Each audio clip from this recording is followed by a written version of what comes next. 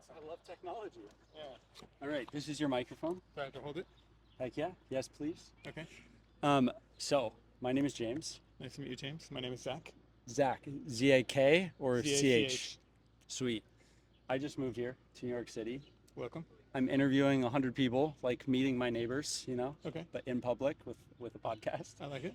And I'm asking 3 questions to kind of get to know the city, but also just get to know like the world through all of the people I'm meeting's eyes. I'm calling this the Sonder Series Okay. because the word Sonder means the realization that every person is living a life as vivid and complex as your own. Yeah. So I think it's kind of cool to I like learn it. about people. The first question is, what's your story? Damn. That is a big question. Okay, my story. Damn. I'll give you. I'm not going to be able to tell you the whole story, but I'll give you a couple of touch points. I was born on a commune in West Virginia. Small house, no electricity, no hot water. Whoa. If you can actually take what that, like, imagine in the States growing up where Yeah. you, like, your mom cuts wood, she puts it in the stove, you heat up water, you take a bath, you hope it doesn't freeze before you're finished. Um, Whoa. totally amazing.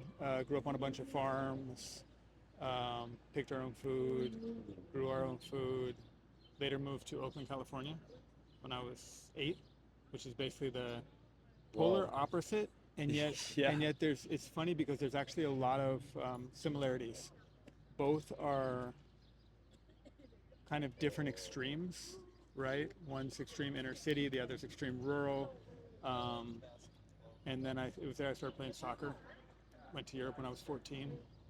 So I was like, Whoa. Paris, Copenhagen, Yeah. Stockholm, like all these places, and fell in love with just like traveling and getting to see the world. I think I've been to over. You went for soccer? Yeah. Okay. Yeah. So I think I've lived in over a dozen countries by now. South America, Europe, Middle East, Asia. I think I've been to over probably 70 countries. Wow. Came out to New York for grad school. Yeah. Did 2 masters at NYU. Whoa. I'm a filmmaker and a writer, and was just kind of left New York for like 7 months, I think. Mm-hmm. It was like, I think I'm done with it. I'm going to go back to California. I'm going to go somewhere else. And everything that you complain about, you're like, you miss it as soon as you leave. Mm. So now we're back. And There we go. that's kind of where I am today. Well, thanks. I wonder, in all of the countries that you've traveled to, the time that you spent in Europe, is there anything that you wish you could bring to the US from those places? Oh, yeah, for sure. It's a long list. I mean, I think that's the beauty. It's like you grow up, I guess in any country, you grow up knowing your culture and probably valuing it more than any other culture until you actually get out. And when you start to see people do things differently, you then have to question, like, do I prefer the way they do it? Do I prefer the way we do it? There's a lot of things in the States that I love, the opportunities, the individualism, the support from the community, from society. And then there's a lot of things that I think they do better other places, right? I mean, if I had to give it a couple touch points, it's like, I think family and community is a little bit tighter in other places. Yeah. So like when I was living in Thailand, I was doing some Thai boxing over there, Mm-hmm. Muay Thai, and I was living in an old Thai house, old wooden house with like 5 Thai boxers, and they would never eat dinner until every single person was in the home, which would mean we would sometimes sit around with the food ready, going, "Where the fuck is Egg? Like, damn, we're starving," but we would not eat Yeah. until he got back, and then we would all eat together, which is a little crazy on one side. Maybe that's an extreme, but it's also like how tight that group of guys were, right? But yeah, there's so many things. Is there things like that that you brought into your own home now? Into my own home. Like habits. Like for me, I always stand on the right side of the escalator now because in Japan, everybody stands there so everyone can pass on the left. Yeah. And I'm so aware of it. So I wonder, I've heard, I don't know how true this is, but like I guess it's like the Scandinavian shower. where you do like hot and then you do go like ice cold before you get out. Yeah. I definitely do that at home, Yeah. which is like wake up in the morning. Yeah. Um,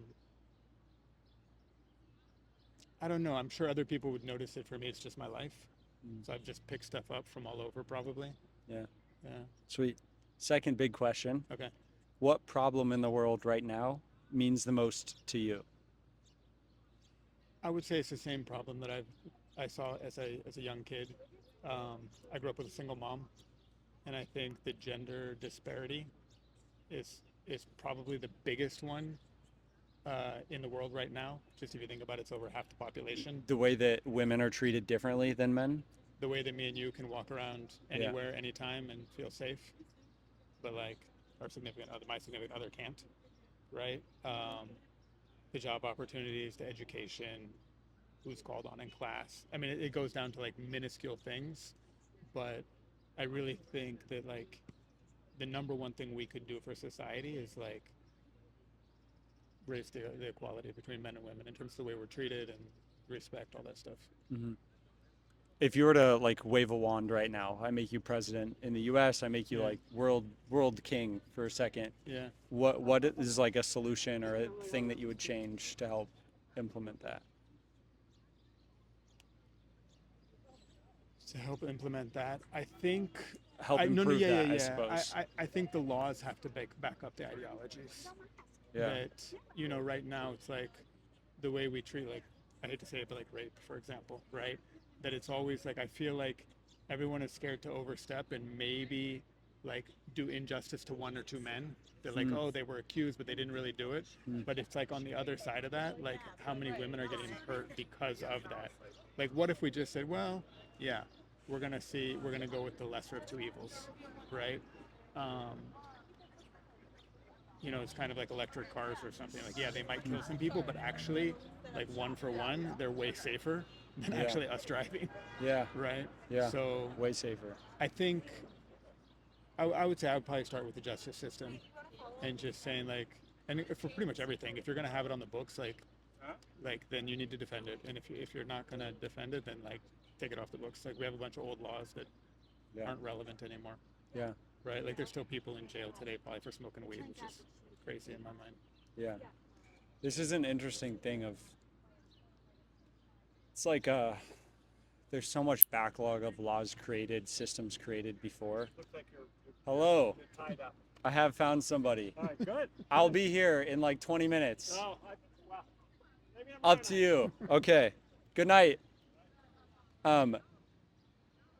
There's so many things that were created before current technologies, before current like evolutions. Yeah. The thing I think of is education. Yeah. Created before film, before technology, before phones, before cars.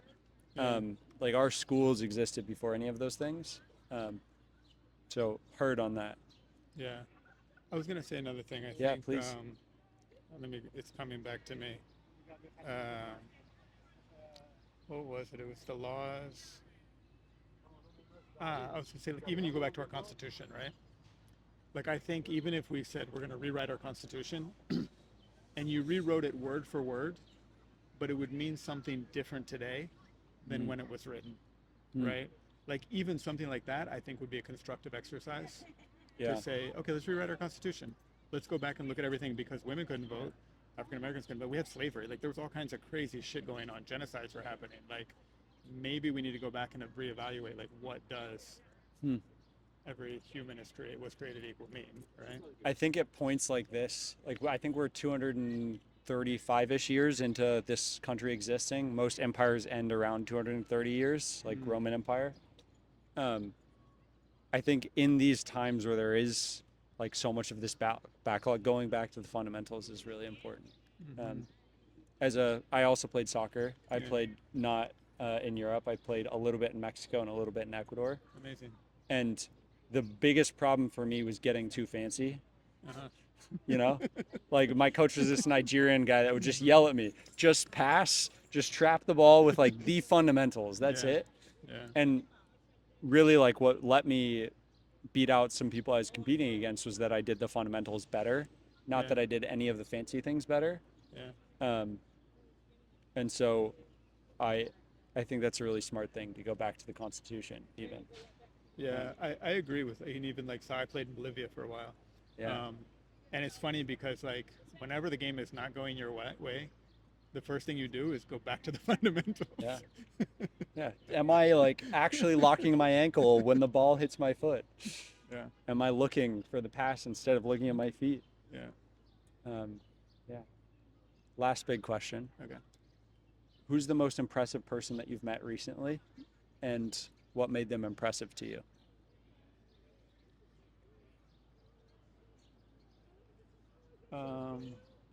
I mean, I'll just give you one from a couple hours ago.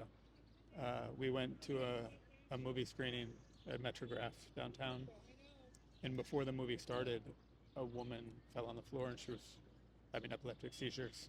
Well, And there was no doctor in the house, and nobody really knew what to do. And surprisingly, even like the people working there, like somebody called 911, but like nobody really, like they didn't clear the theater. It was just weird. But the person who was going to introduce the film, who I don't know, but she came in, Nan Golden. Um, she was the one who kind of walked down what's going on and kind of almost like started like, okay, organized. getting shit going, right? I left because I was like, I don't need to be in this. Too many cooks in the kitchen. Yeah. But yeah, there's certain people that like, it's life experience. It's kind of people that kind of just like react when something happens. And again, I don't know her. I know her as a photographer. I wish I got to hear her speak today, but I feel like I got to know a little bit of who she is by how she reacted in that moment. Yeah. The bias to action. Yeah. Yeah. This is, I think about that. It's one of the reasons I'm doing this exercise of interviewing 100 people is if I think of like a graph of luck, like I think of luck as surface area, the y-axis is doing and the x-axis is telling. And I think a lot of people over-index on telling. They do too much telling and too little doing. But if you do really interesting things and you tell people about them, you get a greater surface area than only telling or only doing. yeah. And often you can learn to tell by doing. That's movies, that's writing, that's like, those are actually doing. Like make many movies and you'll be good at making movies. Yeah, for sure. Have many For sure. conversations. Hopefully I'll be better at conversations. Yeah, I agree. I mean, I think that's like, there's no better teacher than experience, right? Yeah. Whether it's writing or like playing soccer. Yeah. Like, you just got to get out there and do it. But I think there's also, and I was talking to, I have a friend who moved. He has a young son in Cabo Verde now, and he sends me videos.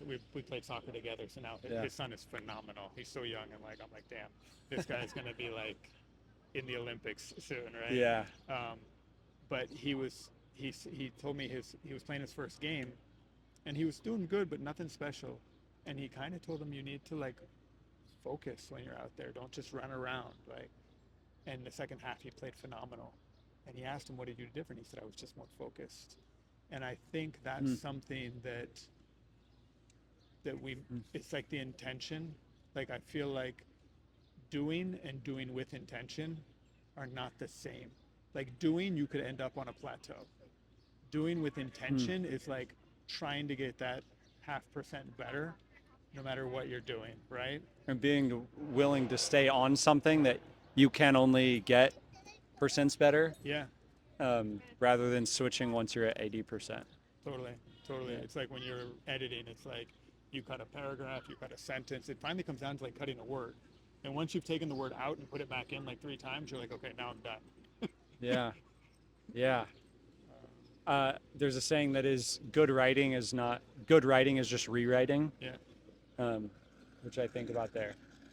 As an extra credit question and a way to close, with a short answer, would you give me not New York advice, but a New York challenge since I've just moved here? Yeah. There's a beautiful one. You're going to love it. Okay. One night this summer, Yeah. when it's hot, at midnight, you're going to get a bike and ride the entire loop of Central Park. And I guarantee you, for the rest of your life, it will be one of your top 10 favorite things to do in New York City. Okay. Ooh, and you might see me doing it. that's pretty good. No, I might organize one or something. Get a lot of people out. There's something magical about doing it by yourself. Okay. Heard. Just going and like, I'll tell you, like, if you ever have like a dilemma or a problem or whatever it is, nothing will clear your mind faster in this city than going for a late night bike ride around the park. You won't get a quarter way around the park before your mind just opens up and you're like thinking clearly. That's so good. Yeah, There's so many good things combined. yeah, Amazing. Thank you. very cool. Can I ask you a question? Yes, please. What brought you to New York? So, reason number one, girlfriend lives in Williamsburg. Okay. But big reason number two, and separate from her, it was important to me that I moved here with like some kind of career, like something was going to be really good for me career wise. Yeah. I feel like ambition is like too small of a word for me, which is an ambitious thing to say. Yeah. Like, I really, really, really have always been the person that is not wanting to change people's worlds, but change the world. Yeah. Like really, really big. I've had that like level of focus that we've talked about of like just wanting to go be really good at something, but I haven't quite found my thing. Mm-hmm. And I know that New York, above all of the places that I've been, like even outside of this country, there's some like bar for quality and like really going after it that's here. Yeah. And I think like the competition of New York will force me to be better, and the just like expectation, the taste, the culture here will bring that out of me well. And so for me, like that's a big reason I also moved to New York is like I tried for 6 months to get a job in here before I moved here, and I like it's like a vending machine where you put in 99 cents, you're still not getting your snack. It's got to be 100 cents. So I moved here. I've done like a whole content thing like leading up to me moving here. Now I'm interviewing 100 people. I have enough savings that like I can live here for a while, but like really go after it. Yeah. And so for me, even above my girlfriend, it was like the idea that this is like the place to really get after it. And I'm in a season of my life where it's time to do It's that. possible. Yeah. Yeah. It's definitely true. I think like, I always think like if you took like a person from every city and gave them 8 hours to do work, the New Yorker would do like 3 times as much as everyone Ooh, else. yeah. It's just, there's just an energy and a flow here that like you almost have to figure out ways to like restore yourself, to replenish yourself. Yeah. And for everyone that's different. You know, we go to the park twice a day and go for walks or runs or whatever. But figure out what it is for you. Like, it happens for me when I hang out in bookstores. I can spend 3 hours in a bookstore and I'm like, come on, I have more energy. Nice. Right? Yeah. I'm excited. Yeah. But this is definitely the city that like you can get caught up in the current and like you'll need breaks. So just remember to like don't burn out. Yeah. And it's not like you're gonna burn out because the city will like also keep you afloat. But like I find it's the hardest place I've ever lived to be disciplined. It's the easiest place to like lose some of your habits in terms of exercise or eating well or sleeping well or right. And it's like you really like I would say focus on like discipline. Know what you need, listen to your body, listen to your mind. Yeah. And then like you said, in terms of the ambition and going after shit, like that's the least of your problems in this city. Heard, yeah. I will say one other thing. Please. Is like we oftentimes forget this when we have lived in one place for a while. Like if you went to Paris for the weekend, you would not hang out in your hotel room. You would probably, before you even landed, be finding out what's happening on Friday, what's happening on Saturday, what's happening on Sunday, what am I interested in? I'm looking that stuff up. And I think people forget to do that for the place where they live, right? So like whatever you would go and look for if you were in Tokyo for the weekend, look for it here because it's also here, right? Like I just saw like there's a new like artist, like I think it's like a sound installation at the Brooklyn Navy Yard by Radiohead. That's the kind of stuff where you might not even hear about it because there's so much going on here. Yeah. But like that's like something I'm like, oh, I want to go check that out. Yeah. Right? And there's always stuff going on. So just like take time to like look for the stuff you're interested in. If you're interested in film, not too far from you in Williamsburg. It's Eflux. Have you heard of Eflux? Mm-mm. No, they do talks. They screen films. It's like Nice. the intellectual, artistic, like Yeah. one of the centers in Brooklyn, right? Okay. And there's Yeah. there's a million things like that in New York. So like, Mm. I worked on an orientation prison video, upstate New York, both men's and women's maximum security prisons, and we interviewed all the old timers. So like we were doing the orientation. We got a grant. A buddy of mine was in Yeah. prison, got out. We went to grad school together. He got a grant to go back and do the orientation videos, but instead of they'd always done it with the administration, he said, no, we're going to do it with the old timers. They're going to be the ones doing the orientation, giving the advice Incredible. to the young kids coming in. Incredible. Of course, it's all the shit Yeah. that like you're like it doesn't make sense. But Yeah. like I'll give you an example. You get to prison, you're in your area, there's a payphone on the wall, you think, oh, it's a public payphone, I'm gonna go make a phone call. No, that some gang owns that phone. And if you make a phone call, you're gonna have to pay for it. And you may not have the money for what they're gonna charge you, which is gonna be outrageous. So it's like, just tell the kids, don't fucking make a phone call. Somebody leaves a candy bar on your pillow, do not eat that shit. When you go to take a shower, leave your underwear on. Because if you don't, everyone will know you're new and you don't know shit, right? So like that was them coming in, right? Mm-hmm. And one of the things I learned from them that I applied today is one of the guys said, when you're new, when you arrive into prison, the first thing you want to do, take 3 weeks and find out all your resources. What is every possible resource that you have available to you Yeah. here? And I take that as anywhere you go in the world. You move to a new city, take advantage. Find out what's there. your inventory? Right? As Yeah. a resident, you can go to the Met and pay what you want. They're going to charge you $20 when you walk in, but you can pay what you want. That means you can go to the Met for $1. You can go to the Natural History Museum for $1, right? Like other people will live here for years before ever knowing that and maybe not going to the museums. Mm-hmm. You can transfer from subway to bus for the same price. Exactly. Yeah, but There's your a- maps will show you that like it's a transfer. If you don't know, Right. you'll think you're paying $6. Uh-huh. Yeah. Exactly. Or like Whitney, Friday nights are free, right? You have to get tickets ahead of time, right? Yeah. But there's just a lot of resources, especially in New York. And I would say like take time and like familiarize yourself with all of them. Yeah. Thank you.